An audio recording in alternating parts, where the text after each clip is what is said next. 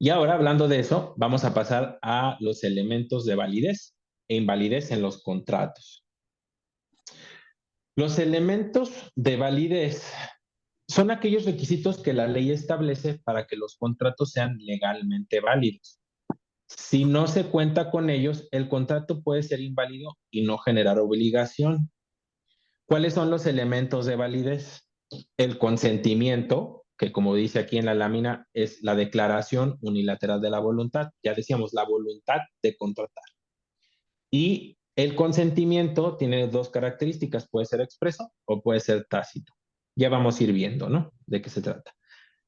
Otro elemento de validez es que el contrato debe de tener un objeto lícito y debe de ser, su objeto también tiene que ser posible. El objeto del contrato debe ser legal y su contenido debe ser posible. Y la capacidad. Todas las personas son capaces para contratar, con excepción de las que están impedidas por la ley. Mm. Entonces, licenciado, ¿qué dijo? ¿Café expreso? No, no. Dije consentimiento expreso. El consentimiento expreso, el consentimiento expreso es aquel que vamos a ver estampado a través, cuando vemos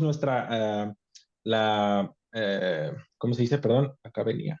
La declaración unilateral, cuando vemos la declaración unilateral de nuestra voluntad para contratar, será expresa cuando esté estampada en el papel, como vemos aquí, ¿no? El muñequito autorizando, ¿no? El contrato, aquí el check-in que está haciendo. Cuando nosotros autorizamos, damos nuestra voluntad y esta voluntad se ve expresa a través del papel. Es cuando estamos hablando de consentimiento expreso, ¿no? Y es tácito, el consentimiento es tácito cuando se puede sobreentender, ¿no? Cuando no está expreso de alguna forma, pero el consentimiento se puede sobreentender, ¿no? Es decir, como por ejemplo, aquí las personas que estamos viendo, ¿no?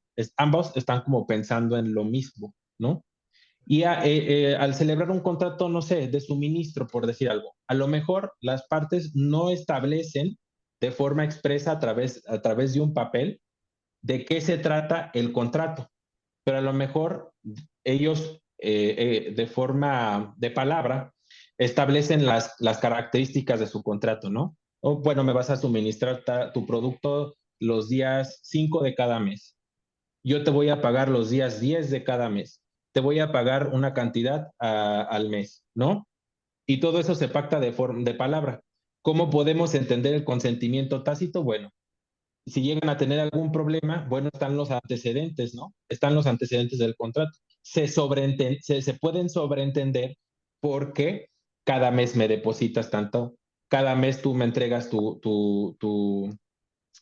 producto y entonces al final cuando llega a haber alguna diferencia, bueno, se sobreentendía, no estaba de forma expreso, pero se sobreentendía las condiciones del contrato, que me depositabas en tal fecha, que me entregabas el producto en tal fecha, ¿no? Que me entregabas tal cantidad, ¿no? Es a lo que nos referimos con consentimiento tácito, que no está expreso, pero que se sobreentiende. Por otro lado, el,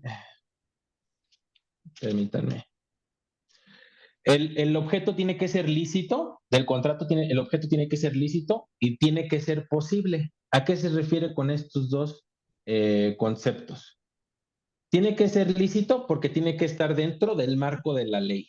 No puede salirse, el contrato puede tener todas las formalidades del mundo, pero si el objeto, en la razón de ser del contrato, no es lícito, no está dentro de la ley, es inválido, ¿no?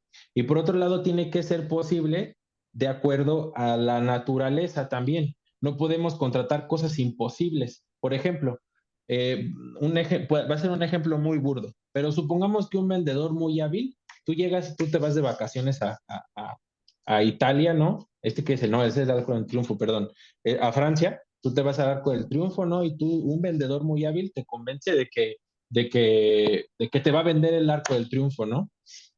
y que además vas a adquirir por paquete, vas a adquirir una nube francesa.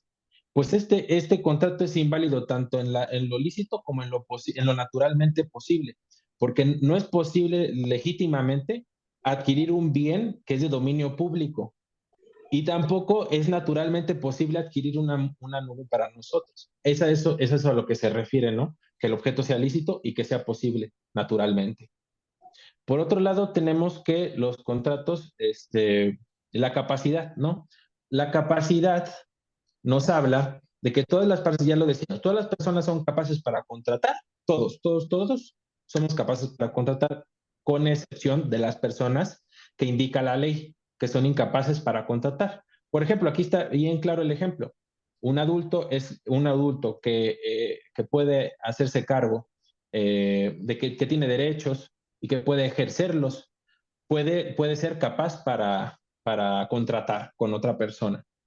Lo contrario, como lo señala la ley, lo que son los niños son incapaces para contratar. Y de igual forma, son incapaces para contratar las personas que tienen una discapacidad, adultos, pero que son incapaces mentalmente. Por otro lado, tenemos los elementos de invalidez. Aquí la lámina dice, los elementos de invalidez generan vicios en el consentimiento de las partes involucradas en un contrato. Y como resultado de esa invalidez resulta la nulidad del contrato y de sus consecuencias jurídicas en algunos casos. ¿Cuáles son los elementos de invalidez? La incapacidad, que ya lo describíamos acá en la lámina anterior.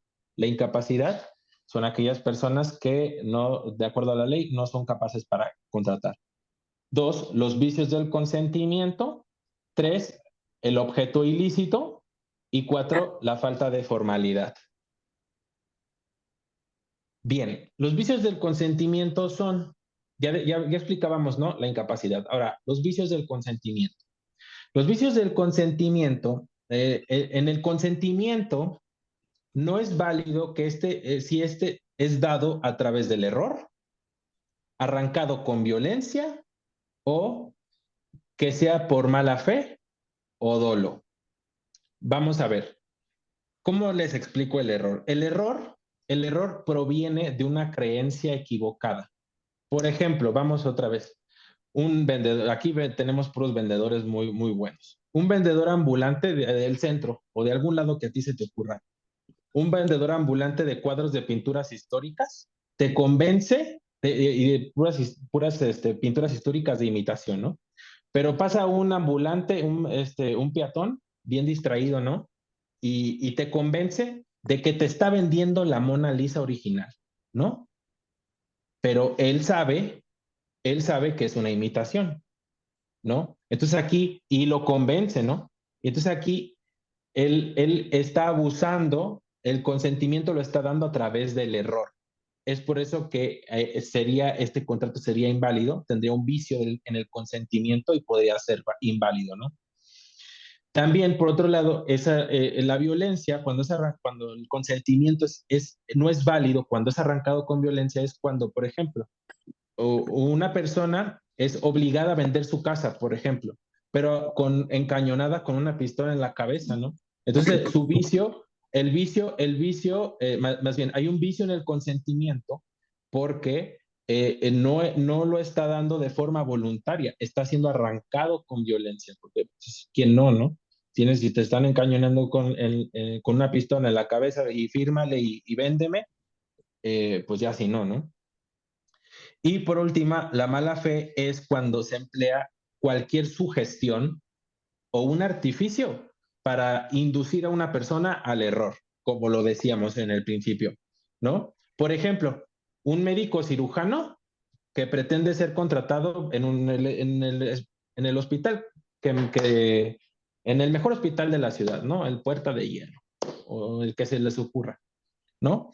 Y entonces, pues el cirujano pues pretende entrar ahí porque pagan muy bien y todo, y al de RH lo engaña, ¿no? Con títulos falsos, de especialidad, y no, yo me dedico a esto y el otro, y todos los títulos son falsos, ¿no? Entonces aquí está induciendo al error al personal de recursos humanos y estos están sufriendo un dolo. Entonces, una lesión, ¿no? hay vicio en el consentimiento porque está tratando de conseguir su consentimiento a través de documentos falsos. Y es ahí cuando nosotros hablamos de mala fe o dolo. Cuando el objeto es ilícito, ¿no? El objeto ilícito del contrato, ¿no? Aquí pues vemos, ¿no? Venta de cocaína al por mayor, de calidad, recién cortada, saludable, ¿no? Y los precios, ¿no? Podemos ver así, puedes tener toda la formalidad del mundo, obviamente es muy burdo mi ejemplo, pero puede tener toda la formalidad del mundo, pero si el objeto es ilícito, es inválido el contrato en este caso, ¿no?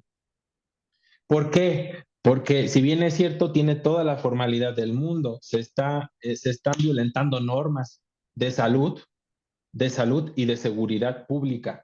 Y ahí es por eso que el objeto ilícito puede invalidar un contrato.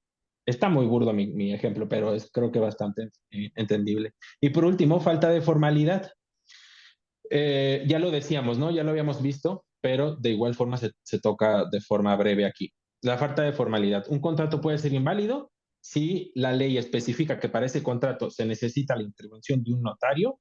Eso implica una formalidad, ¿no? Por ejemplo, para la formalidad, cuando creo que por ahí, no sé si había algunos personas dedicadas a la venta de inmuebles y renta y todo esto, ¿no? Hay inmobiliarias, no sé si estén por ahí, pero les va a llamar la atención. El ejemplo, cuando para la compraventa de un inmueble, las partes pueden hacerlo de forma particular, pero si carece de esta formalidad, de esta falta de formalidad, que es la intervención del notario, el contrato no tiene validez. No tiene validez este contrato y por lo tanto no va a proceder. Por otro lado, otra formalidad que es cuando, por ejemplo, si me están acompañando empresarios, si tú firmas un contrato a nombre de tu empresa, pero quien firma a nombre de tu empresa no es tu representante legal, no está debidamente representado, esta persona no está representando debidamente a la empresa a través de un poder notarial, por ejemplo, no va a ser válido el acto jurídico que se lleve a cabo, ¿no? Y esto puede contraer problemas de diferentes índole.